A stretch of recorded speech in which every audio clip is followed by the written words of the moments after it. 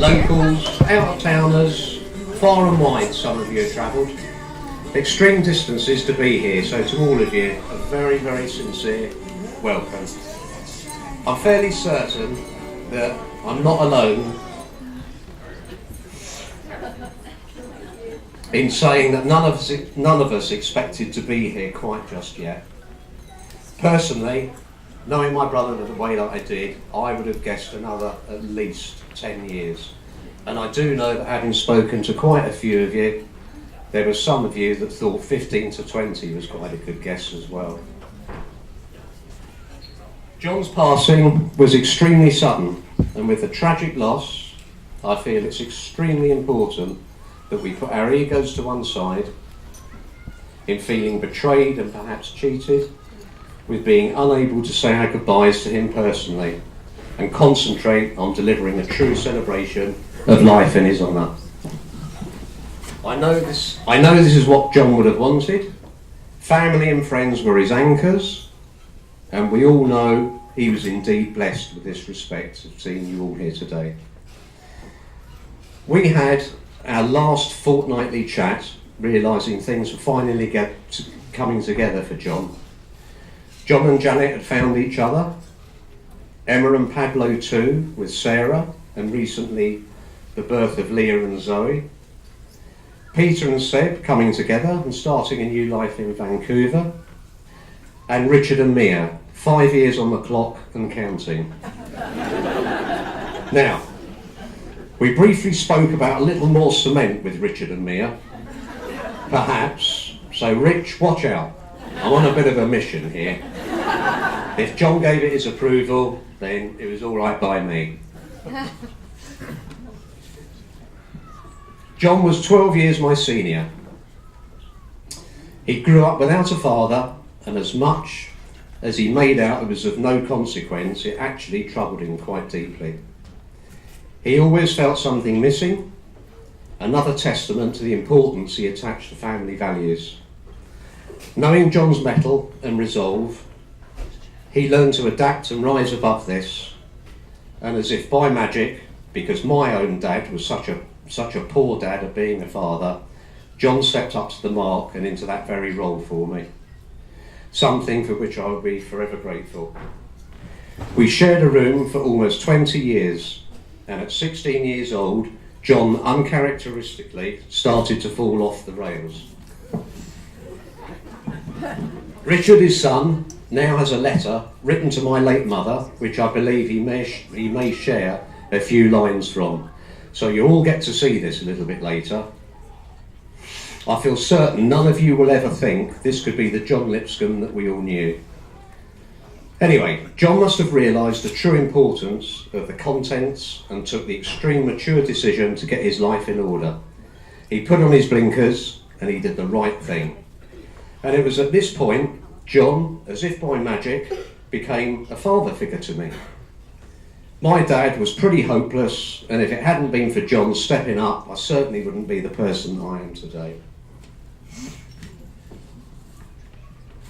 For that, I'm extremely and eternally grateful, and mildly guilty that my brother at 16 should have had to adopt such a stance in life.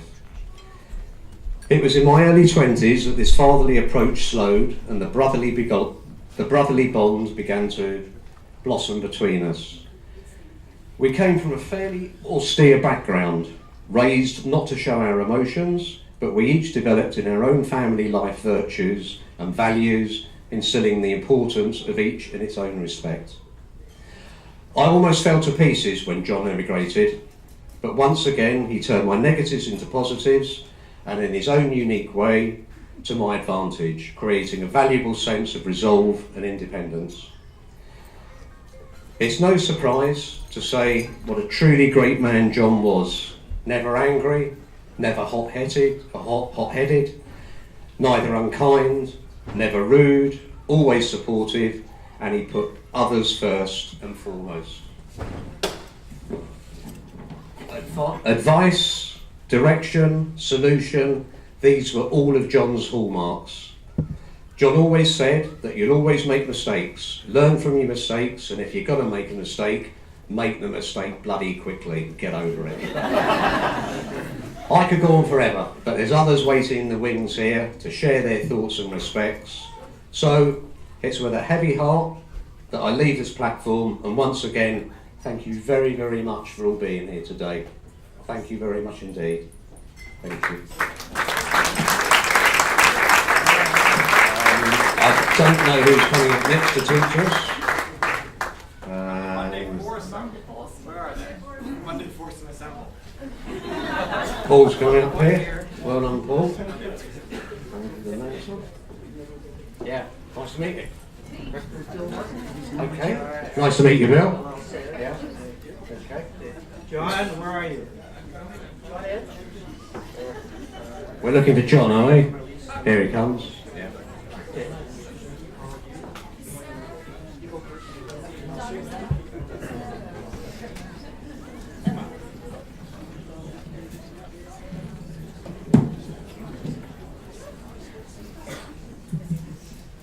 The program names us as a foursome.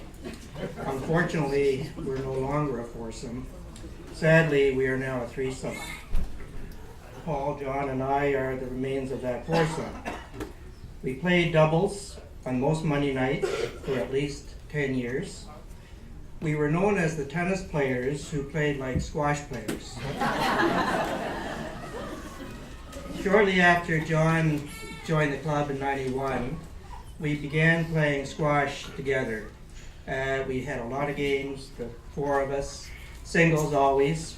It was in club competitions, house league, and friendly matches. However, as joints began to show on some of us, there was more tennis and less squash.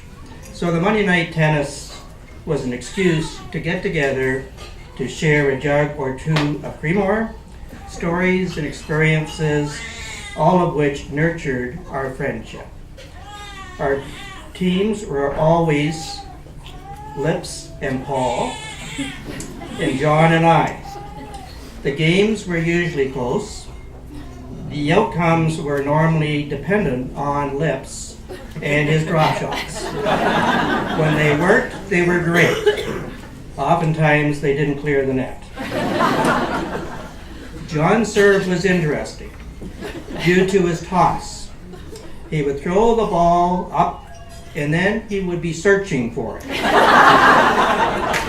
And he even had lessons in how to toss the ball. It was Paul never got to see this because Paul was facing the net, but John and I got to experience it a lot. I will miss John, particularly on Monday nights. I will miss his warmth, our conversations, and his interest in everyone and everything. And as Janet said a short while ago, Monday was the most important night of the week for John. He was a wonderful and colorful character. Thank you.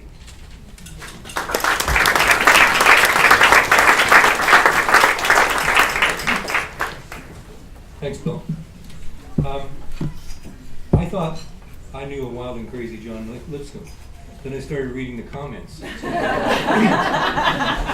I can assure you that I never once saw him wearing ladies' clothing. And I know I'm sure you did. And I know he didn't hit anybody with a handbag while I was in his company. But John was a wonderfully warm man, and I just want to give you an instance of that. A few years ago, Bill talked about bad joints. Well, Bill and I both have had hip arthroscopy.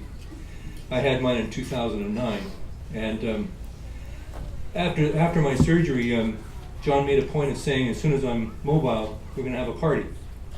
So the time came, and John organized a brunch. I'm fairly excitable when it comes to special things, so I gathered my wife up one Sunday morning and headed down to Roxborough Avenue and arrived at the Lipscombe residence for my party. Dragged Denise up to the door and banged on the door. I wasn't aware that the door was open to everybody. There was no answer. After a few minutes, I knocked again. And eventually, Richard came to the door, looking somewhat puzzled. I said, "Hi, Richard. John and Denise, we're here for the party." "Oh, party? Come on back then."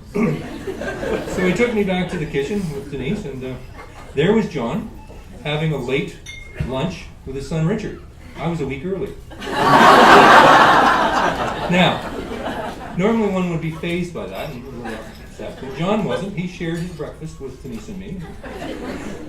And we got into a discussion about how you cap a boiled egg.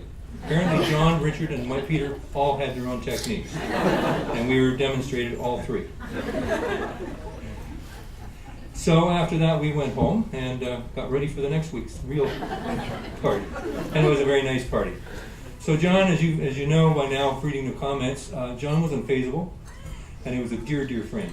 I'm going to miss him a lot. Thank you.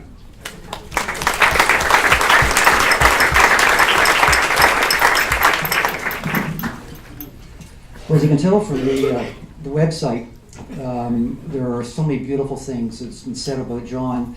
There were a couple of recurring themes that I picked up on, which probably weren't quite as flattering as the others.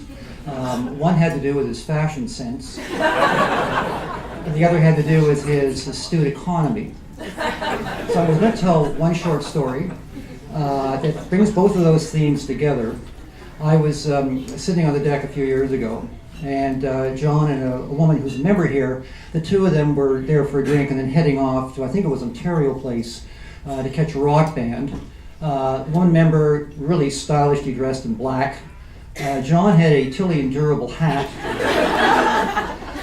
He was wearing a sort of a poplin vest, which would be suitable for fly fishing. And the two of them were heading off for a rock concert. So this woman in the club thought that maybe he needed some assistance in the overall image. John always carried his kit, as he called it, onto the court. It was an old Sporting Life blue plastic bag that you may have seen from the 80s. But all this stuff was in this bag. And he just marshaled around the club. So this lovely woman decided to upgrade his fashion sense, and she bought him a lovely leather sports bag. It was a brand name, Gucci or something like that. Gave it to him. And so the following Monday, I was expecting this bag to be carted out. There was John with this Sporting Life bag over his shoulder. And all I could say is, after that reminder, John may have not had fashion, but he sure had style.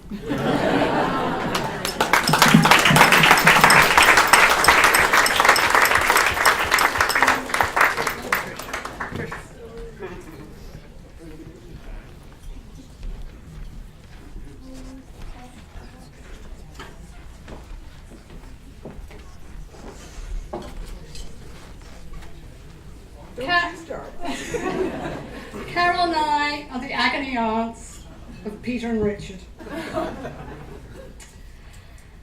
What do you say about someone who you spent the last 30-odd Christmases and Thanksgivings with?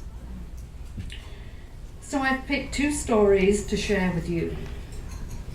Having read so many stories on the guest book website about John's wonderful hospitality, I think I should tell you about the first time I met John.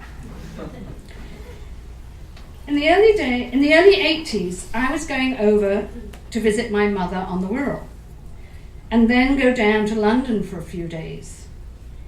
Sarah said I absolutely had to look up her friend, John Lipscombe, as he would give me a good time.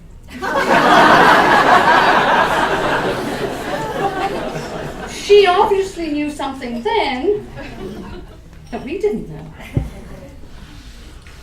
So when I got to London, I phoned him and I said who I was, and he said, "Okay, right. Why don't you come to the Cumberland Club? I'll be there tonight." And I thought, wow. Finally getting to see this really upmarket tennis club in London. So I get there and meet John. And he announces that the couple who are the stewards of the club and tend to the bar, etc., are on 2 weeks holiday.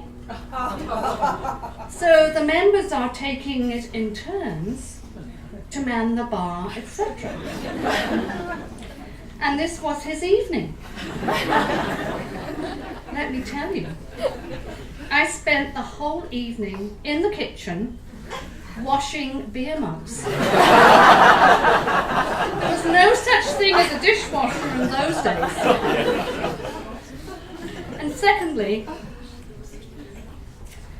about a dozen years ago, in June, John and I had a major falling out over a certain issue, to the degree that our friendship was strained for a few months.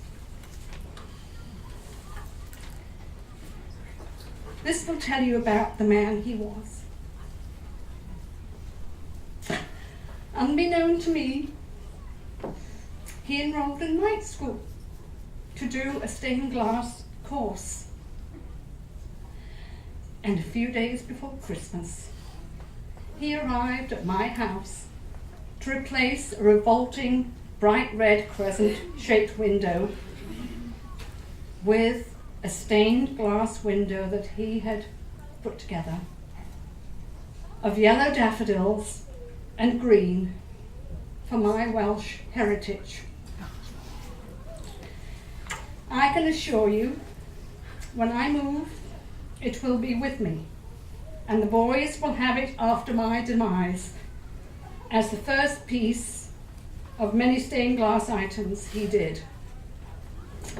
And one more thing, Richard told me in the past week that I had the honour of being the one to pull the plug on John. But I wish I'd known a few years ago.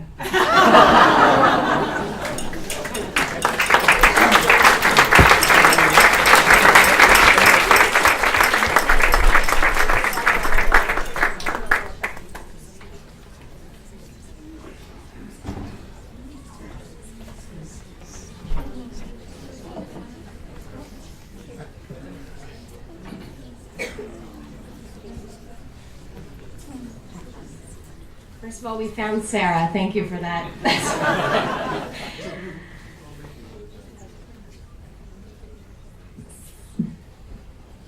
John and I had a somewhat complex relationship, largely due to complicated circumstances. But as my stepfather, I will always be grateful for how he honored a joint custody arrangement between my parents long after our mother passed away. This enabled Pete, Rich, and I to continue to grow up together and to benefit from John's care, his warmth, and his wit. As children, we were treated to detailed lectures over endless dinners about a range of topics, anywhere from the rise and fall of communism to the detailed mechanics of the steam engine, etc., etc. As I grew older, I occasionally found cause to question some of his teachings, such as when I noticed that, according to John, all poor drivers seemed to be women. But he was equally quick to point out those women who he thought deserved the phrase, "She's a good lady." Those who embodied achievement in career, politics, family, many of whom are no doubt here today. As a young adult, John was unfailing in his support for me. And many have spoken of John's incredible hospitality. Most recently, when my husband Pablo's parents came from Guatemala to celebrate the birth of our twins, John made it a point to take them to meet Janet in Hamilton and spend an entire day of activities. Another anecdote that sort of captures this incredible hospitality. One day, John came home from work. This was maybe about 10 or 15 years ago. Came home to Roxborough and found a man watching television that he wasn't too familiar with. And he said, "Oh, hello, you must be a friend of Peter Rich's," or... Anyways, it turned out that this man was, in fact, he'd he was a homeless man who was just occasionally coming by, availing himself of, you know, the bread and making some sandwiches in the fridge and watching a bit of television. So what would John do in this situation? You know, you might think, you know, should I call the police? What, you know? Of course, John ends up offering him some milk with his sandwich. So I think we can all agree that John would be would be incredibly proud of Pete and Rich. And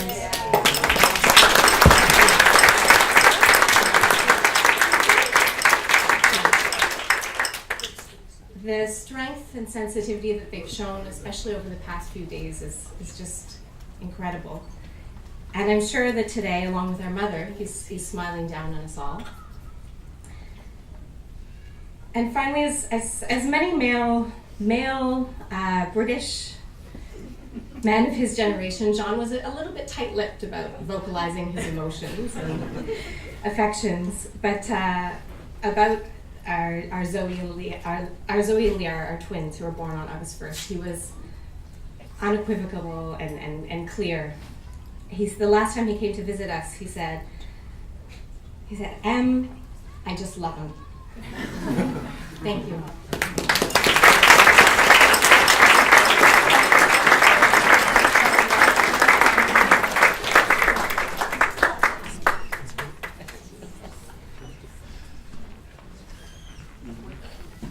Thanks, guys. Wow. A lot of people here. It's amazing to see you all here. And I look around, I see a huge diversity of people and ages, and it's such a testament to who Dad was. He just made everybody feel so welcome and so happy. And based on that idea, we're actually going to try something a little bit different. It's a totally wild shot, so you have to just hang with me for a bit. But we're going to actually crowdsource some stories. I want to hear. What we want to do is have you guys share some of your memories with Dad, and in order to do that, there's going to be a little bit of shuffling around, and then we're going to come back and have a couple other people speak about Dad. But in the interim, what I would like to do is I'm going to group you into totally random groups, and you're going to be able to see all the different facets of Dad's life and who he managed, who he's interacted with, and who he's so the club folks get to meet my friends, and the rugby folks get to meet the tennis folks, and I think it's so if you bear with me here, it's an idea, and we're gonna experiment, okay? So if everybody could look at your name tag right now. I've sneakily added a letter to it.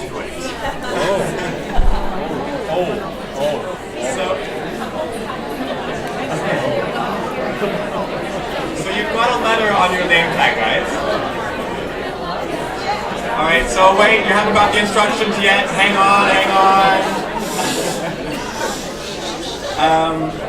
What I've done is my friends here have the letters. Okay. And what you're going to do is you're going to follow your letter and get into a group, and anybody who's comfortable sharing a favorite memory or a story, or when they met John, my dad, anything at all you'd like to share? Anything at all if you'd like to share, we welcome that. If you don't want to share, that's perfectly fine as well. You can just listen in your group. And if you wanted to have a quiet moment alone, you're absolutely welcome to do that. But I think it might be really enriching to give it a shot. So what we're going to do is, everybody knows their name tags. I'm going to say it once, and then I'm going to say it again. So, A, B, C, and D are outside on the tables outside. So if everybody, wait, don't go yet. Let me just get to the names and you can go. Right. So we've got. Sorry, guys. Just one. If you could just one, we'll make this work. You can. I know you're really eager to share your stories. I'm sure you are. But A, B, C, and D outside. Guys, if you could just listen for one moment. Super. Thanks. E and F are by the guest book tables. G, H, and I are by the back windows. J, K, L, and M are at the cruiser tables here. So you're going to see your balloon go there. And O is going to be at the podium. So one more time, A, B, C, D are outside. E and F are by the tables.